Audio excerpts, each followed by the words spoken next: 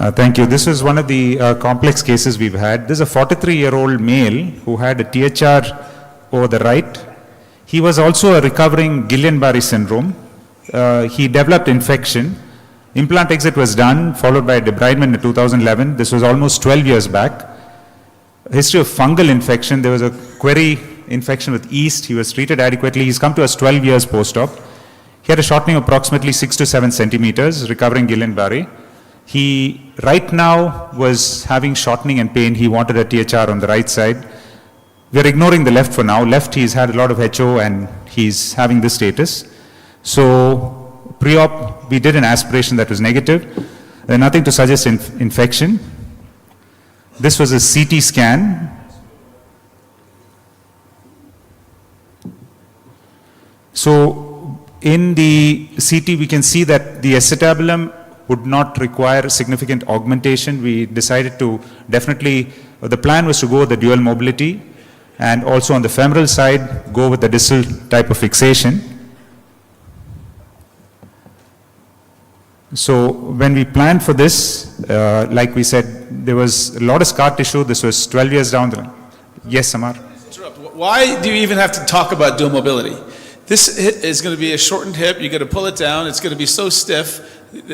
There's absolutely no need to even mention the word dual mobility. He was only a recovering Guillain-Barré, so I just want to put that in. So anyway, when we did that, the whole trochanter, because we were trying to delineate the abductor and we are trying to take that came off with the sleeve along with the LT. And so what happened was we had to get all the scar mobilized, restore the center. What happened was the fracture extended to the LT and the femoral preparation itself became challenging. So we had initially planned for a Wagner 190, but we had to change, eventually go up in diameter to a 18 into 225, and it was held reduced with SS wires.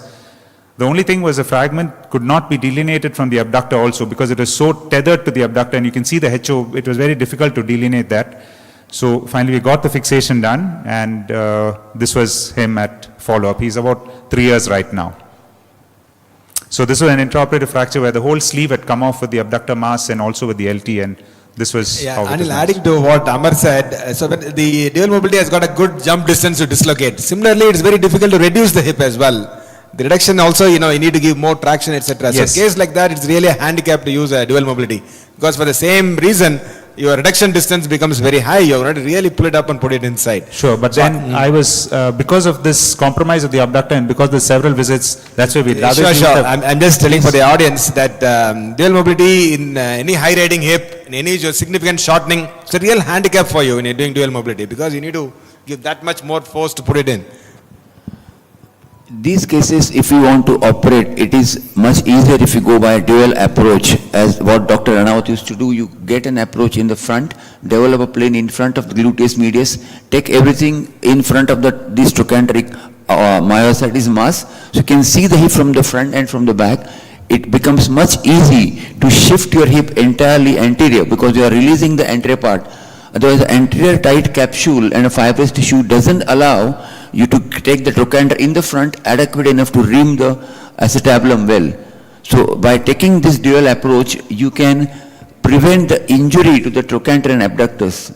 So that probably would have avoided in effect, the flexion, the anterior release had to be done. What you have done, that's correct. That was done to bring down the hip. Saving the abductor, the rest was done. But here I think Amar also pointed out whether dual mobility was required, but only because there extensive HO into the abductor mass and 3 times repeated surgery that we did keep the dual mobility, and finally we had to get it done. Otherwise, I wouldn't have had no problems in putting a large head, whatever was accommodated. So this is, the whole GT and the LT had come out, and it was very difficult to delineate between both the fragments, and that's what I just want to highlight here. So basically restoration and the soft tissue release, especially in the repeat surgeries, have to be careful. Nicely done, Anil. Thanks.